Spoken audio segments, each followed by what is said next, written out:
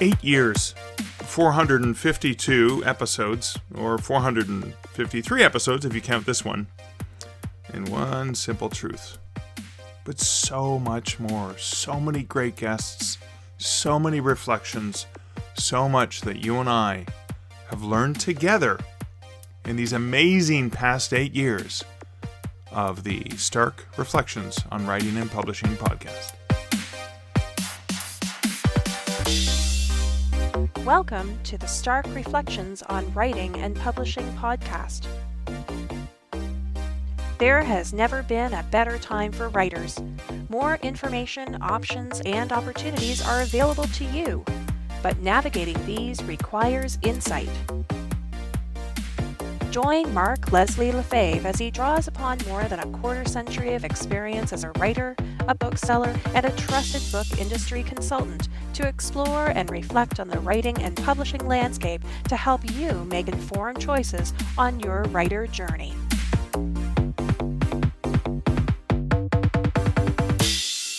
Hello, Reflectives, and welcome to episode 453 of the Stark Reflections podcast. This is your host, Mark Leslie Lefebvre. And this is a special bonus episode. I thought, why not start off the new year, January 2026, on the anniversary, January 5th, of the very first episode, with a special piece of bonus content based on some reflections that I've had about what these past 8 years have meant to me and why I still love doing this weekly podcast. And that's coming up after this bumper. Just a quick note that this is a reflection that I'm sharing here in podcast form, but I'm also sharing it over on Substack as well. So my longtime listeners, you get a chance to get access to this at the same time that this is rolling out in Substack.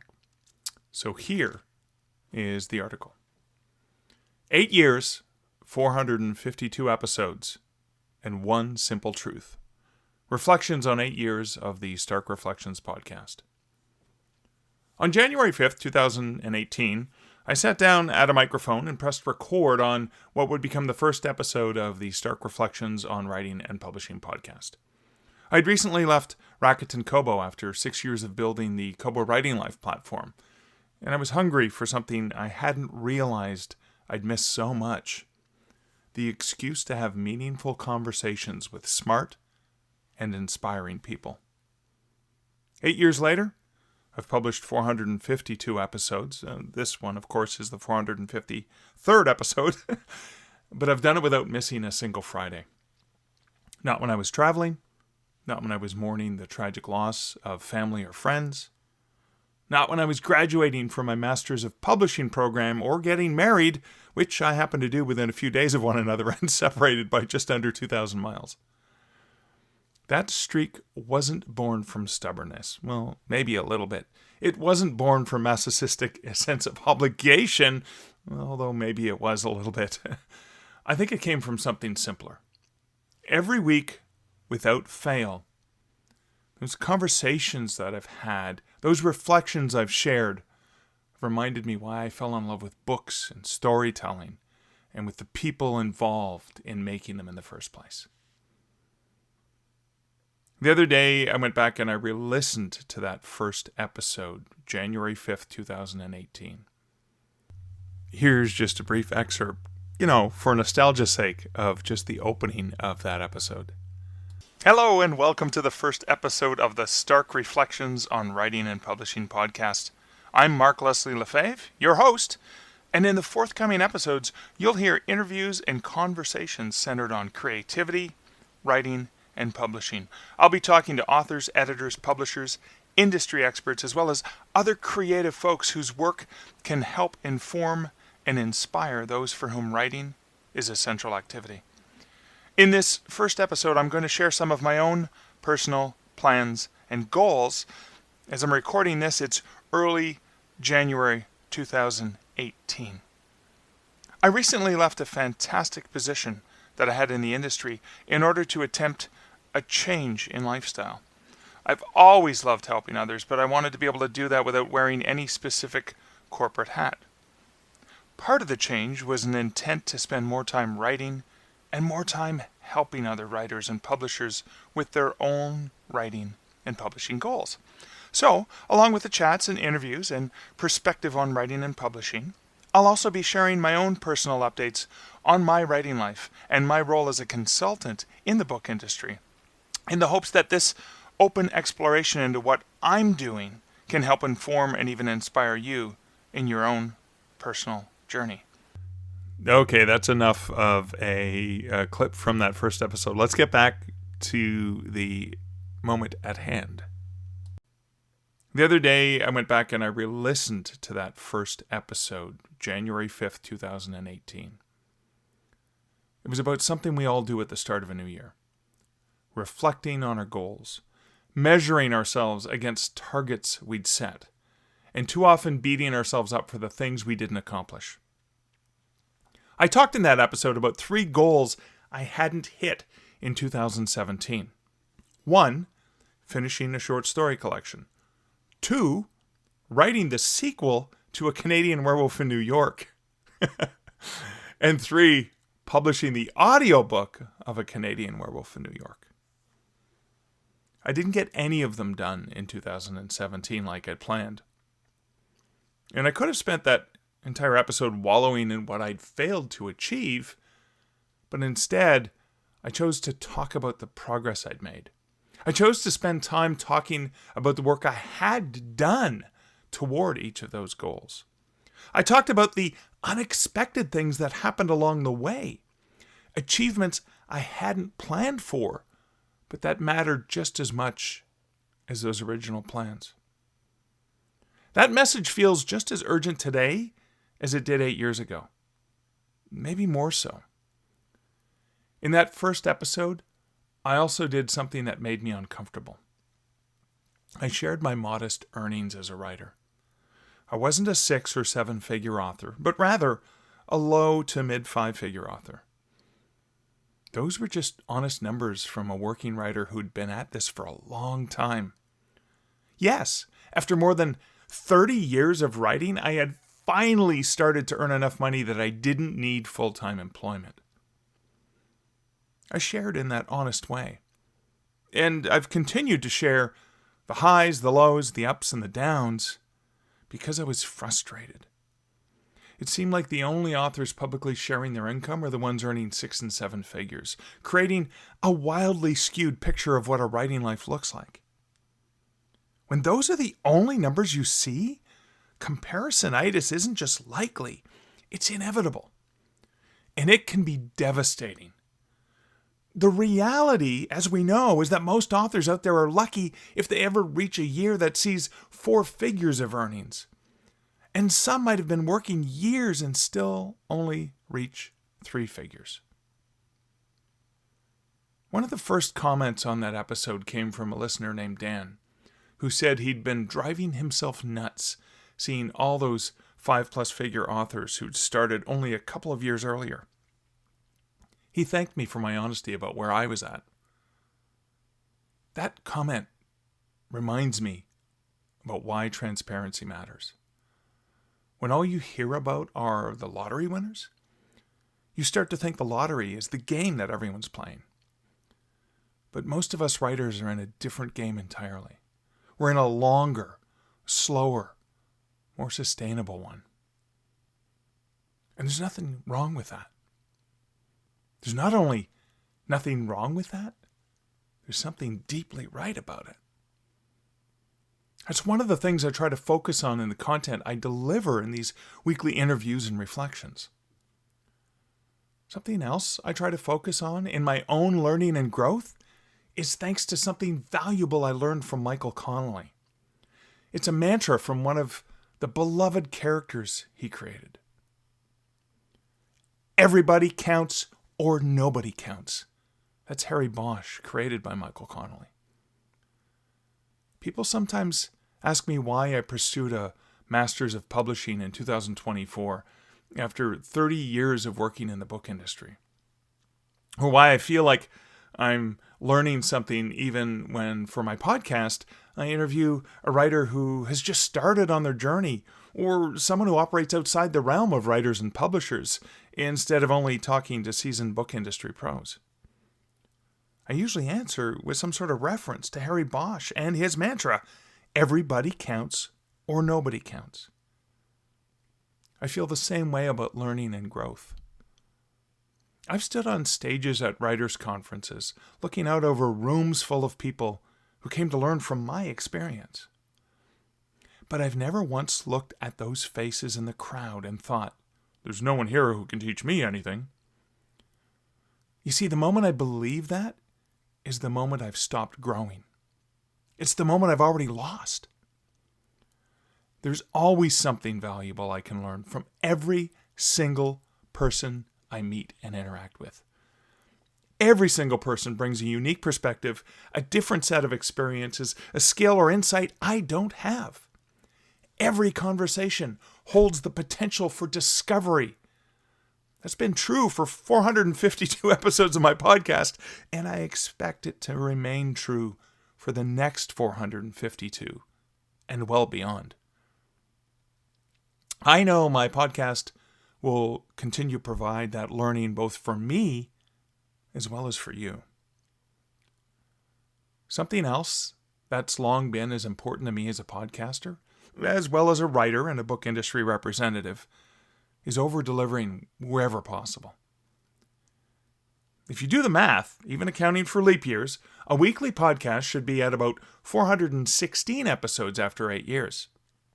The extra 36 episodes, like this one, came from bonus episodes I snuck in when something felt too important to wait, when a conversation ran so long it needed to become two, or when I just felt like I had to share one more thing, one more reflection.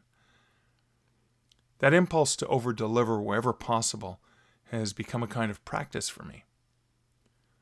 It's why I continue to offer free half-hour consultations to any writer who needs help. This free time is not a teaser session designed to hook someone into paying for more, because I don't hold back on what I offer during those free one-on-one chats. It's an actual full consultation where I try to provide genuine value, something that might save the writer I'm talking to time, money, or heartache as they navigate their own journey. Because if I can give them at least a few of the things they're looking for in that half-hour spot, then we both walk away satisfied. In the past almost 10 years, I provided such free chats to hundreds upon hundreds of writers. Perhaps only 10% of them come back for a paid session. And I'm okay with that, because it's my way of making a small and positive difference. I offer those free sessions as a way to pay forward the support, advice, and mentorship I've received over the years from so many people. But I also do it because I know how hard this path is financially. Writers have always stretched their budgets for editors and cover designers. Many of them simply can't afford another expense. And too many of the voices out there promising to help self-published writers are wolves in sheep's clothing. Predators who prey on hope and confusion, making false promises while bleeding writers dry. Thank goodness for organizations like Ally, the Alliance of Independent Authors, and advocates like Victoria Strauss at Writer Beware, who help guide writers through those shark-infested waters. The scammers are endless, regenerating like some hydra of bad faith. For every grifter that is caught or discovered, another half dozen take their place. But every writer who learns to recognize the warning signs is one more who keeps their money and keeps their dreams intact. If my offering of a free one-on-one consult with authors can help them navigate and avoid some of the scammers and predators out there, then that's something positive I've brought to the universe. Speaking of bringing positive things, in these past 8 years and the over 450 reflections I've provided in my podcast since January 2018, I discovered plenty of goals and achievements along the way that I never expected. all started with that first episode in January 2018, where I shared how I hadn't achieved any of the 3 goals I'd set for 2017. Instead, I achieved other things. Things I hadn't expected. Because I was flexible. Because I readapted those goals as circumstances changed. And I continued to learn and grow along the way. It's interesting to think that while I'd struggled and hadn't completed the second book in my Canadian Werewolf series by the beginning of 2018, that by 2020, I ended up publishing a completely different book in that series, with the planned title Fear and Longing in Los Angeles coming in 2021. And that what I'd thought would be a single novel, that Los Angeles novel, ended up being that book plus the follow-up to it, Fright Night's Big City, which also came out later in 2021. I never thought I'd include a romantic comedy novel in that series, which I did when readers wanted the backstory of when the 2 main characters in the series, Michael and Gail, had been more than friends. Or that I'd write that book, Lover's Moon, or the one following it, a return to comedic action and adventure, Hex in the City, with my longtime friend Julie Strauss. Nor did I expect that the 8th book in the series, one I'm in the process of finalizing for a February 2026 release, was from a story I tried to write several years earlier that exploded into a novella, inserting itself between Only Monsters in the Building and A Canadian Werewolf in London, Ontario, which I originally had thought would be book 8. Heck, that entire series came from out of nowhere. Or at least out of a single character and short story that I had no idea would grow the legs it had. Even though it was rejected from the market I originally wrote and submitted it to, as well as the second market I'd tried. That entire series, and all the other things that happened in my writer journey, occurred because I showed up at the keyboard.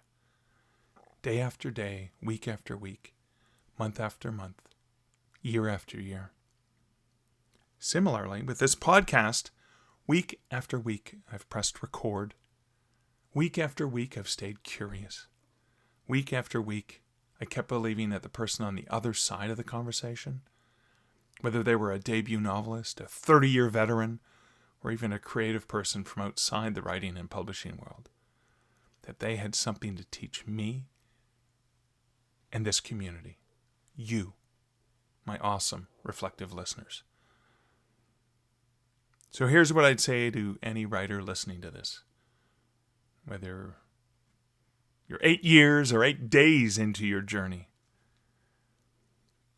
don't lose sight of the progress you're making in the process of beating yourself up about what you haven't achieved yet.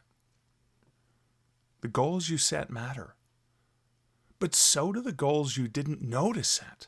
The ones that emerge along the way, surprising you with their importance. Everybody counts. Every conversation, every lesson. So does every single step forward, no matter how small. They all count. They are all, as my dear friend James A. Owen says, cumulative. And as I prepare for this week's next episode, here's to 8 more years of finding out what we don't know that we're looking for.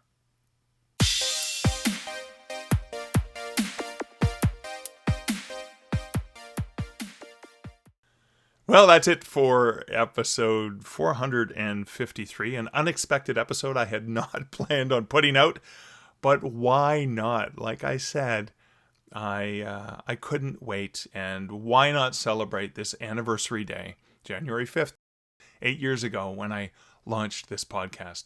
Thank you so much for being part of this journey, being part of this reflective community, and a huge thank you, of course, to all my patrons who support this podcast over at patreon.com/starkreflections.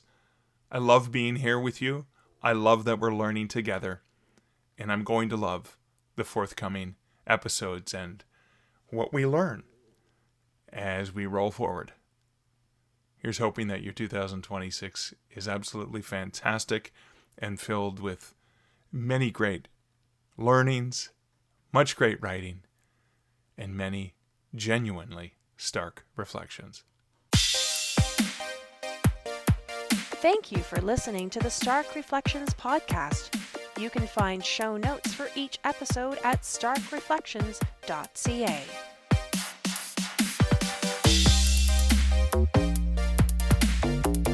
The music for this podcast, Laser Groove, was composed and produced by Kevin MacLeod. Check out more of Kevin's great music at incomptech.com.